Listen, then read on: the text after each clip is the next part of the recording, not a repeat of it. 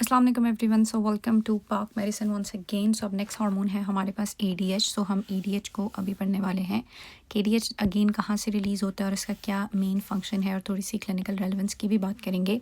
So definitely will come to this point. हम इसको read करेंगे कि यहाँ क्या लिखा हुआ है, लेकिन लेट्स स्टार्ट विद दिस। पहले हम यहाँ पे समझते हैं कि किस तरह से एडीएच रिलीज़ हो रहा है, कहाँ से रिलीज़ हो रहा है। थोड़ा सा आपने कॉन्सेप्ट पहले बनाना है, फिर हम उसको रीड करेंगे तो वो आपको बहुत ज़्यादा इजी लगेगा। जैसे कि प्रीवियसली भी बात हो गई थी कि हमारे पास हाइपोथैलेमस है, एंटीरियर पोस्टीरियर पिट्यूटरी है। सॉरी मैं चीज़ें बहुत ज़्यादा रिवाइज करती हूँ। So this is posterior pituitary और यहाँ पे एडीएच स्टोर हुआ हुआ है। हालांकि वो बनता कहाँ पे है, वो सुप्रा ऑप्टिक और पैरा ऑप्टिक न्यूक्लियाई हैं जो हाइपोथैलेमस में, वहाँ पे एडीएच बनता है। And then with the help of neuro hypophysis tract वो ट्रांसपोर्ट होता है पोस्टीरियर पिट्यूटरी में और वहाँ पे स्टोर हुआ होता है। अब जब एडीएच रिलीज़ होता है तो आपके लिए समझना बहुत ज़रूरी है कि एडीएच का मेन काम क्या है, कौन से फैक्टर इसको रिलीज़ करते हैं और कौन से फैक्टर जो है वो इसकी रिलीज़ को इनहिबिट करते हैं। तो जो सबसे आसान चीज़ है या जो सबसे इम्पॉर्टेंट चीज़ है वो आप लोगों ने यही समझनी है। Let me change this. So आपने ये चीज़ समझनी है कि एडीएच का मेन रोल है क्या। सो एडीएच के दो मेन रोल हैं, ठीक है। नंबर वन ये कि ये आपके ब्लड प्रेशर को रेगुलेट करता है, लेकिन नंबर टू जो इसका मेन रोल है वो है वाटर रिटेंशन करना, ठीक है। अब ये वाटर रिटेंशन कहाँ से होती है, कैसे करता है, उसके बारे में हम थोड़ी सी बात करते हैं। मैं आपको इसकी रेगुलेशन समझाती हूँ। लेट्स सपोज कि आपकी जो स्टिमुलस है ना बॉडी में, वो ये स्टिमुलस है। नंबर वन ये कि आपकी बॉडी में वॉल्यूम की कमी है और नंबर टू ये कि आपका जो सीरम है उसकी ऑस्मोलैलिटी जो है ना वो कम है। अब सॉरी, सीरम की ऑस्मोलैलिटी जो है वो ज़्यादा है। What do you mean by serum की ऑस्मोलैलिटी ज़्यादा है? सीरम के अंदर सॉल्यूट यानी नमक बहुत ज़्यादा है लेकिन पानी कम है, या डायरेक्टली बॉडी में पानी की कमी है, आप पानी पी नहीं रहे, हम फास्ट कर रहे हैं, नोजिया वोमिटिंग डायरिया हुआ है, ब्लीडिंग हो रही है, व्हाटएवर, वॉल्यूम कम है और अगर ऑस्मोलैलिटी ज़्यादा है तो ऐसी कंडीशन में एडीएच ने आना है और एडीएच ने आके इन दोनों चीज़ों को, ये जो दोनों चीज़ें हैं इनको क्या करना है, बैलेंस कर देना है। कैसे बैलेंस कर देना है इसके ऊपर अभी हम बात करते हैं। सो अगर वॉल्यूम की कमी है या सीरम ऑस्मोलैलिटी है तो सिग्नल जाता है ऊपर हाइपोथैलेमस एंड आपकी पोस्टीरियर पिट्यूटरी को और वहाँ से एडीएच रिलीज़ हो जाता है। सो एडीएच की सिंथेसिस इन्हांस होती है एंड देन रिलीज भी होता है। वंस एडीएच इज़ रिलीज, फिर एडीएच ने क्या करना है, इसने आपकी किडनीज़ के ऊपर जाके एक्ट करना है। और हमने पहले भी डिस्कस किया था कि किडनी में जो नेफ्रॉन है, ascending limb of loop of Henle है, descending limb of loop of Henle, distal convoluted tubule and then collecting ducts हैं आपकी। इन कलेक्टिंग डक्ट्स के लेवल पे यहाँ पे एक स्पेसिफिक चैनल्स होते हैं जिनको हम कहते हैं एक्वापोरेंस। एक्वापोरेंस पे V2 रिसेप्टर होता है। सो एडीएच आके इन, ये जो एडीएच यहाँ से रिलीज़ हुआ है, ये एडीएच आएगा इन रिसेप्टर्स के ऊपर और इन रिसेप्टर्स को ओपन करेगा। जब ये रिसेप्टर ओपन होंगे तो ये जो भी पानी बॉडी से निकल रहा था in the form of urine, ये वाटर रीअब्जॉर्ब होना शुरू हो जाएगा, तो बॉडी में पानी ज़्यादा होना शुरू हो जाएगा। अब जब बॉडी में ये पानी ज़्यादा होना शुरू हो जाएगा तो अल्टीमेटली वॉल्यूम जो है वो आपका इन्हांस होगा। आपको पता है जब ब्लड वॉल्यूम ज़्यादा होता है, वीनस रिटर्न ज़्यादा होता है, आपका ब्लड प्रेशर भी ज़्यादा हो जाता है। और जब पानी ज़्यादा होगा, पानी नमक को डाइल्यूट कर देगा, तो आपकी जो सीरम की ऑस्मोलैलिटी है वो ऑस्मोलैलिटी क्या हो जाएगी बेटे, कम हो जाएगी। तो अब आप देख सकते हो कि वॉल्यूम कम था और ऑस्मोलैलिटी ज़्यादा थी, लेकिन एडीएच ने आके इस चीज़ को रिवर्स कर दिया, वॉल्यूम को ज़्यादा कर दिया और ऑस्मोलैलिटी को कम कर दिया। अब यहीं साथ में ये हुआ कि जब पानी अंदर आ गया तो जो यूरिन होगा वो आपका काफ़ी ज़्यादा कंसनट्रेटेड येलो सा यूरिन प्रोड्यूस होगा। सो यूरिन की ऑस्मोलैलिटी क्या होगी, ज़्यादा होगी, ठीक है। यूरिन की ऑस्मोलैलिटी ज़्यादा होगी और ऑब्वियसली बात है यूरिन का जो वॉल्यूम है, जब हम पानी नहीं पीते सारा दिन तो आपको पता है हमें बहुत कंसनट्रेटेड थोड़ा सा यूरिन हम पास करते हैं, क्योंकि बॉडी को पानी चाहिए, बॉडी को पानी रीअब्जॉर्ब करके देता है कौन, ये एडीएच करके देता है। तो अब आप देख सकते हो कि एडीएच जो है उसका मेन काम क्या है। एडीएच का मेन काम है आपका वॉल्यूम बढ़ाना और सीरम ऑस्मोलैलिटी बढ़ाना। नंबर वन, वॉल्यूम के बढ़ने से भी ऑब्वियसली आपका ब्लड प्रेशर बढ़ता है, लेकिन नंबर टू एक और रोल भी है कि आपकी वेसल्स के अंदर V2 रिसेप्टर हैं। उन V2 रिसेप्टर के ऊपर जब एडीएच लगता है तो कैल्शियम के इनफ्लक्स को इंक्रीज़ करता है, कैल्शियम ज़्यादा होता है, वेसल्स कॉन्ट्रैक्ट करती हैं तो रेजिस्टेंस इंक्रीज़ होती है और हैंस आपका ब्लड प्रेशर इंक्रीज़ होता है। But no need to go into this this complexity, but लेकिन अगर आपको आता है तो वेल एंड गुड, नहीं आता इज़ फाइन। सो V1 के थ्रू आपने याद रखना है, ये this is V1, I don't know मैंने इसको V2 सॉरी। तो V1 के थ्रू जो है इसने क्या करना होता है, आपका BP ठीक करना होता है, और V2 के थ्रू वॉल्यूम रिटेन करना होता है। सो ये मेन रोल है ADH का।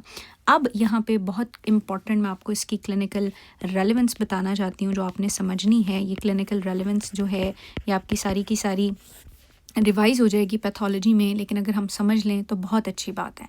एक चीज़ ये हो सकती है कि हमारी बॉडी के अंदर ADH ज़्यादा है, और एक चीज़ ये हो सकती है कि ADH बॉडी में कम है, नहीं है ना, यही क्लिनिकल है ना।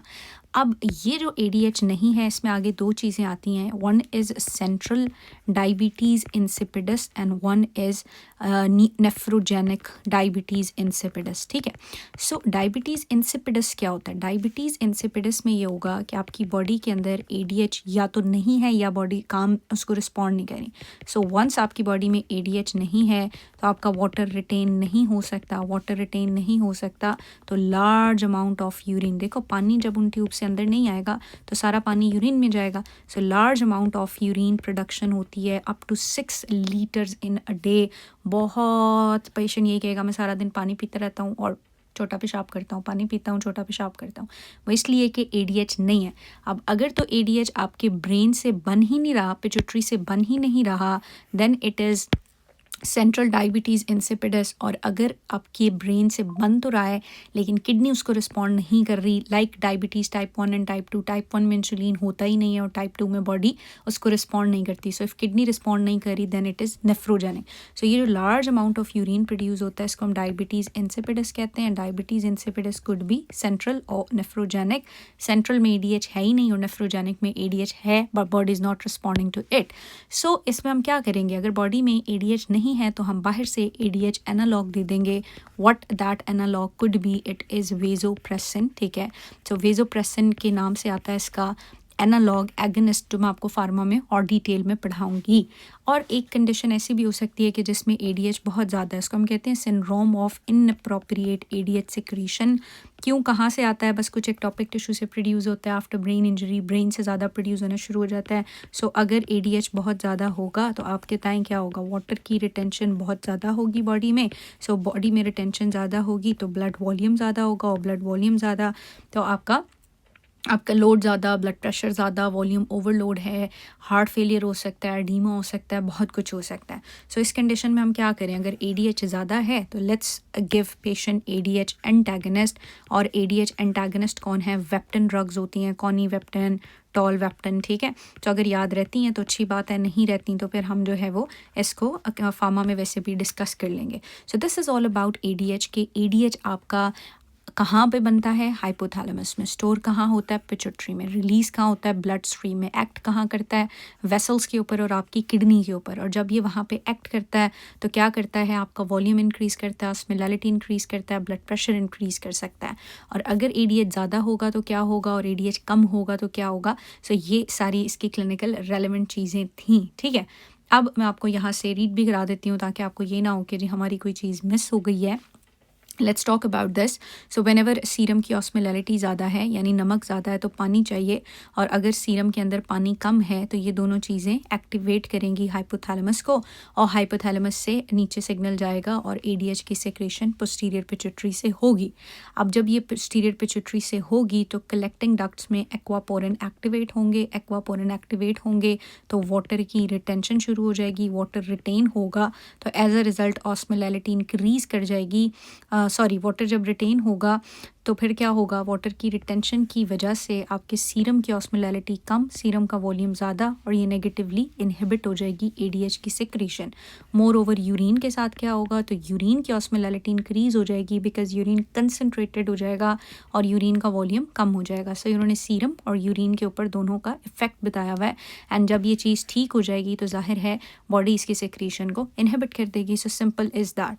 ADH is also known as vasopressin और it is synthesized in hypothalamus. We know this. This is an MCQ point. Supraoptic and paraventricular nuclei, but stored and secreted by posterior pituitary. Number 1, it can regulate blood pressure through V1 receptor, and number 2, serum osmolality V2 से। V1 vessels में होते हैं, liver में भी होते हैं, V2 kidneys में होते हैं, प्राइमरी फंक्शन इसका सीरम ऑस्मोलैलिटी को रेगुलेट करना है। सो जब हमारे पास एडीएच रिलीज़ होता है कब, जब सीरम ऑस्मोलैलिटी कम और यूरिन की ऑस्मोलैलिटी ज़्यादा होती है। सो एडीएच क्या करता है, सॉरी सीरम की ऑस्मोलैलिटी को कम करता है, ठीक है, जब ये रिलीज़ होता है क्योंकि पानी अंदर ले आएगा, सॉल्यूट और सॉल्यूट उसमें डिज़ोल्व हो जाएगा। सो सीरम की ऑस्मोलैलिटी कम हो जाएगी, वाइल यूरिन कंसनट्रेटेड होगा उसकी ऑस्मोलैलिटी ज़्यादा हो जाएगी। कैसे, with the help of these aquaporin channel जो कि ये कलेक्टिंग डक्ट में इंसर्ट करता है। सो मेन इसकी जो रेगुलेशन है वो प्लाज्मा ऑस्मोलैलिटी से ही होती है या हाइपोवोलीमिया। सो अगर प्लाज्मा की ऑस्मोलैलिटी ज़्यादा होगी या वॉल्यूम कम होगा तो हमारे पास एडीएच रिलीज़ होगा, जैसे कि मैंने शुरू में आपको बताया।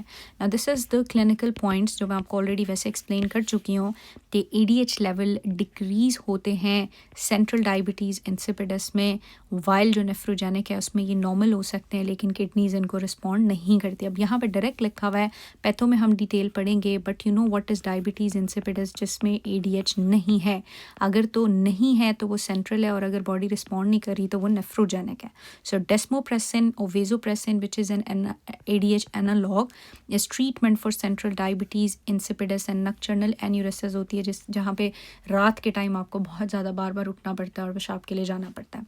वाइल वेजोप्रेसिन जो है वो भी एक वेजोप्रेसर है, और ये सेप्टिक शॉक में हम दे सकते हैं। ये ऑर्गन परफ्यूजन को इंक्रीज़ करता है, वेसल्स को प्रेस करके बीपी को, प्रेशर को इंक्रीज़ करता है और ऑर्गन परफ्यूजन में हमें बेनिफिट दे सकता है।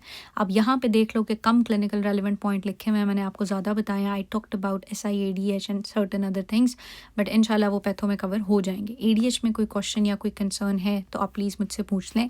नेक्स्ट वीडियो में हम प्रोलैक्टिन को देखते हैं। सो वाई आई वॉन्ट कि आप ये फिजियोलॉजी डिटेल में समझें, क्योंकि तभी आपको पैथोलॉजी समझ आएगी और तभी आप उसको फार्मा और मेडिसिन के साथ लिंक करेंगे। सो यहाँ पे ही आपकी बेसिक्स बननी है, बट स्टिल अगर if I am missing something, I am not very clear, कोई भी क्वेश्चन है, कन्फ्यूजन है, please feel free to ask. Okay, thank you.